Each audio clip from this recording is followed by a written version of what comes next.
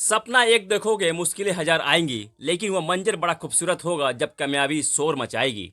इसी आगाज के साथ जय हिंद स्टडी बेसरा के नए वीडियो पर आप सभी का हार्दिक स्वागत है। चैनल पर नए तो चैनल को सब्सक्राइब करिएगा, वीडियो को लाइक और शेयर भी करते चलिएगा। चलिए स्टार्ट करते हैं। दुनिया की कोई परेशानी आपके साहस से बड़ी नहीं हो सकती, ये भी एक बहुत अच्छा स्लोगन है। चलिए नेक्स्ट क्वेश्चन देखते हैं। क्वेश्चन जो देखते हैं, पहला प्रश्न आज का स्टार्ट होता है 2024 का यह पहला वीडियो, पहला आप लोगों के सामने बहुत इंपॉर्टेंट सेशन। चलिए स्टार्ट करते हैं। गलील सागर कहाँ स्थित है? गलील सागर कहाँ स्थित है? Option A Jordan, option B Israel, option C Yemen, option B Lebanon. तो इस प्रश्न का सही जवाब हो जाएगा ऑप्शन बी, लेबनान में, ऑप्शन बी इजराइल में स्थित है गलील सागर। गलील सागर स्थित है इजराइल में। और यह गलील सागर क्या है? तो धरती पर सबसे कम मीठे पानी का एक झील है, जो कि इजराइल में स्थित है। इजराइल का सबसे बड़े मीठे पानी का झील है। इजराइल के लिए सबसे बड़े मीठे पानी का झील गलील सागर। चलिए नेक्स्ट स्टार्ट करते हैं। नेक्स्ट क्वेश्चन है शनि ग्रह की सबसे बड़ी उपग्रह कौन सी है? Option A Ganymede, option B Titan, option C Deimos, option D Phobos. इस प्रश्न का सही जवाब हो जाएगा ऑप्शन बी टाइटन। शनि ग्रह की सबसे बड़ी उपग्रह है, सबसे बड़ी जो उपग्रह है टाइटन है। चैनल पर नया तो चैनल को सब्सक्राइब भी कर लीजिएगा। और गैनीमेड शनि सौरमंडल का, हमारे सौरमंडल का दूसरा सबसे बड़ा ग्रह है। और हमारे सौरमंडल का सबसे बड़ा ग्रह बृहस्पति है, दूसरा सबसे बड़ा शनि है। और शनि सूर्य से छठे स्थान पर, 6 पोजीशन पे है। शनि का स्थान 6 पोजीशन पड़ता है। चलिए नेक्स्ट क्वेश्चन देखते हैं। स्वतंत्र भारत में किस महिला पर पहला डाक टिकट जारी किया गया था? तो डाक टिकट पर जारी होने वाली, डाक टिकट पर इमेज छपने वाली पहली महिला कौन है भारत की? Option A Mirabai, option B Kasturba Gandhi, option C Lakshmibai, option D Savitribai Phule. तो इस प्रश्न का सही जवाब हो जाएगा ऑप्शन ए मीराबाई पर पहला डाक टिकट जारी हुआ था। तो यह डाक टिकट कब जारी हुआ था, यह प्रश्न बन सकता है। तो स्वतंत्र भारत में पहला डाक टिकट मीराबाई पर डाक टिकट जारी हुआ था। और यह डाक टिकट 1 अक्टूबर 1852 में जारी हुआ था। 1 अक्टूबर 1952 में यह जारी हुआ था। 1952 में यह जारी हुआ था। मीराबाई का संबंध भक्ति आंदोलन से है। यह कृष्ण की भक्त थी और कृष्ण की ही गुणगान करती थी, भजन कीर्तन करती थी। और जीवित व्यक्ति पर, चलिए एक सुधार यहाँ पर, पिछली वीडियो में मैंने गलती से वहाँ जो बताया सचिन तेंदुलकर जी के बारे में, तो पहले खिलाड़ी हैं, जीवित खिलाड़ी हैं जिन पर कि डाक टिकट जारी हुआ था, ये प्रश्न वहाँ होना चाहिए था। तो जीवित व्यक्ति पर पहला जो जीवित व्यक्ति थे, उन पर पहले व्यक्ति थे वो डॉक्टर डी के कार्वे थे, जिन पर डाक टिकट जारी हुआ था। डॉक्टर डी के कार्वे, जिन्हें कि महर्षि कार्वे भी कहते हैं। यह जीवित व्यक्ति पर पहला डाक टिकट उन पर जारी हुआ था, ना कि सचिन तेंदुलकर पर। दूसरा वो वीडियो मैं दे दूंगा डिस्क्रिप्शन में, वो भी देख लीजिएगा। उस पर भी बहुत सारे इंपॉर्टेंट प्रश्नों का हम लोग डिटेल किया। बस इसके पीछे ही 31 दिसंबर का वीडियो, 2023 का वीडियो है। तो पहला डाक टिकट डॉक्टर डी के कार्वे, जिन्हें कि महर्षि कार्वे भी कहते हैं। और दूसरा डाक टिकट जो जीवित व्यक्ति हैं डॉक्टर एम विश्वेश्वरैया, इनके पर हुआ था। और तीसरा जो टिकट जारी हुआ जो जीवित व्यक्ति थे वो डॉक्टर राजेंद्र प्रसाद, भारत के पहले राष्ट्रपति डॉक्टर राजेंद्र प्रसाद पर जारी हुआ था। यहाँ से इंपॉर्टेंट प्रश्न हम देगा, भूल सुधार भी हो गई है। और दूसरे जीवित राष्ट्रपति और पहले उपराष्ट्रपति जिन पर डाक टिकट जारी हुआ था कौन थे? तो डॉक्टर एस राधाकृष्णन, इन पर यह डाक टिकट जारी हुआ था। और ये चौथे जीवित व्यक्ति जिन पर डाक टिकट जारी हुआ था। पहले डॉक्टर डी के कार्वे, दूसरे डॉक्टर एम विश्वेश्वरैया और तीसरे डॉक्टर राजेंद्र प्रसाद, और चौथे हैं doctor S Radhakrishnan.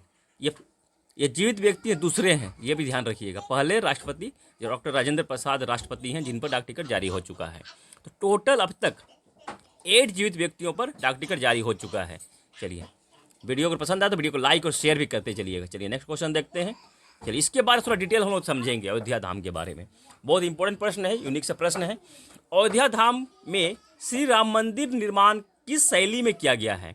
Option A बेसर शैली, ऑप्शन बी द्रविड़ शैली, ऑप्शन सी नागर शैली, ऑप्शन डी यूनान शैली। तो इस प्रकार सही जवाब हो जाएगा ऑप्शन सी, नागर शैली में निर्माण किया गया है। तो नागर शैली क्या होता है इसके बारे में देखेंगे। तो नागर शैली का इस्तेमाल जो उत्तर भारत में अधिकतर होता है, इनमें चौकोर बनता है, जो नीचे का स्थान होता है, और ऊपर भी मंदिर भी चौकोर ही जाता है, चौकोर की तरह ही जाता है। और ऊपर में इस मंदिर का जो डिजाइन होता है वो बनता है, परंतु चौकोर में ही वो मंदिर बनता है नागर शैली में। और द्रविड़ शैली में गोल आकार की बनती है इसमें, और द्रविड़ शैली दक्षिण भारत में इसका इस्तेमाल ज़्यादा होता है, द्रविड़ भारत शैली का। और वेसर शैली होती है जो तीसरी शैली है, वेसर शैली, यह वेसर शैली नागर शैली या द्रविड़ शैली दोनों का सम्मिश्रण है, जिसका कर्नाटक में इस्तेमाल होता है, अधिकतर कर्नाटक उस क्षेत्र में होता है, मध्य भारत में इस्तेमाल होता है वेसर शैली का। तो यहाँ हम लोग देखा वेसर शैली नागर और द्रविड़ शैली दोनों का सम्मिश्रण है, दोनों को मिला के तो उसमें वेसर शैली बनता है। और यहाँ और एक प्रश्न बनता है कि श्री राम मंदिर जो बना है उसके वास्तुकार कौन है? इसके वास्तुकार है चंद्रकांत सोमपुरा और निखिल सोमपुरा और आशीष सोमपुरा। निखिल सोमपुरा और आशीष सोमपुरा जो है चंद्रकांत सोमपुरा के पुत्र हैं, दोनों ही पुत्र हैं। और चंद्रकांत सोमपुरा के पिता प्रभाकर सोमपुरा भी वास्तुकार थे, जो कि गुजरात में जो सोमनाथ मंदिर है, प्रसिद्ध सोमनाथ मंदिर है, उसका भी डिजाइन चंद्रकांत सोमपुरा के पिता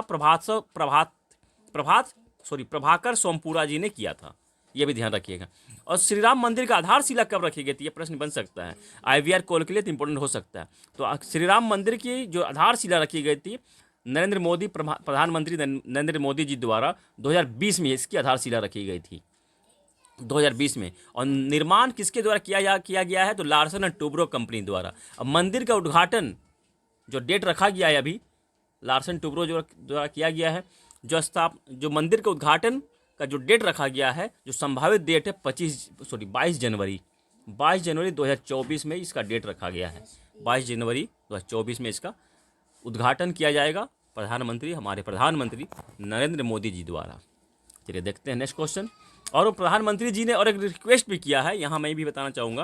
प्रधानमंत्री नरेंद्र मोदी जी ने देश की जनता से हाथ जोड़कर विनती किया है कि 22 जनवरी को सुरक्षा कारणों से अयोध्या आने की जल्दबाजी ना करें, क्योंकि उसको उस दिन उद्घाटन है तो बहुत कोई उत्साह से जाना चाहेंगे, परंतु उन्होंने निवेदन किया है उद्घाटन होने के बाद, उन्होंने कहा है उद्घाटन होने के बाद कभी भी भगवान श्री राम का दर्शन करने के लिए अयोध्या धाम आ सकते हैं, क्योंकि अब श्री राम हमेशा ही इसी मंदिर में यहाँ रहेंगे, अयोध्या धाम में ही रहेंगे।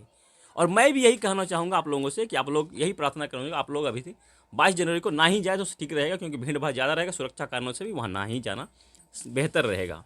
चलिए देखते हैं नेक्स्ट क्वेश्चन। बाकी आपकी क्या राय है, आप लोग कमेंट सेक्शन में अपने विचार जरूर रखिएगा। चलिए नेक्स्ट क्वेश्चन देखते हैं।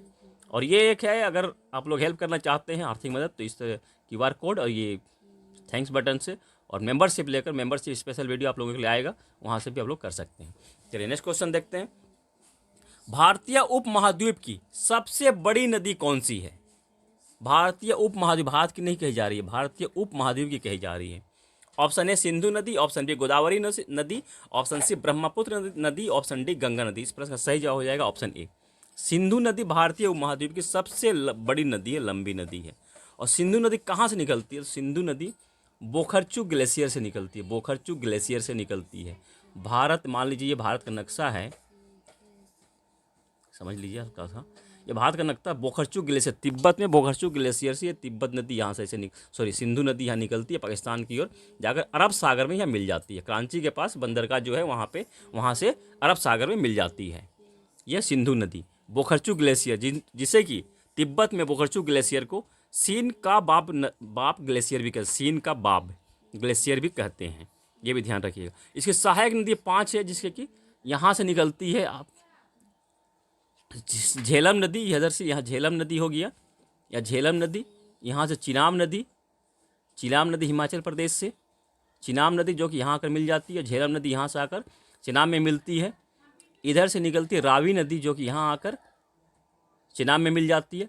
यहाँ से निकलती है तिब्बत के पास, तिब्बत से ही मानसरोवर के पास से ही सतलज नदी, और यह हिमाचल प्रदेश से निकलती है यहाँ से ब्यास नदी, जो ब्यास नदी सतलज की सहायक नदी है। ये जो 5 नदियाँ जब मिल जाती हैं, झेलम, चिनाब, रावी, ब्यास और सतलज, ये 5 नदियाँ जब मिल जाती है तो इस जगह उसके बाद इसके पानी को कहते हैं पंचनद नदियाँ सतलज में मिलती हैं पाकिस्तान में। इस तरह से इसका यह संगम बनता है। चलिए इम्पोर्टेंट हम लोग देखा, वीडियो कैसा रहा आप लोगों के लिए, और नए साल में आप सभी का हार्दिक स्वागत, और मिलते हैं फिर नए वीडियो में आप सबकी सफलता की मंगल कामना के साथ। तब तक के लिए जय हिंद, स्वस्थ रहें, मस्त रहें, धन्यवाद, जय हिंद।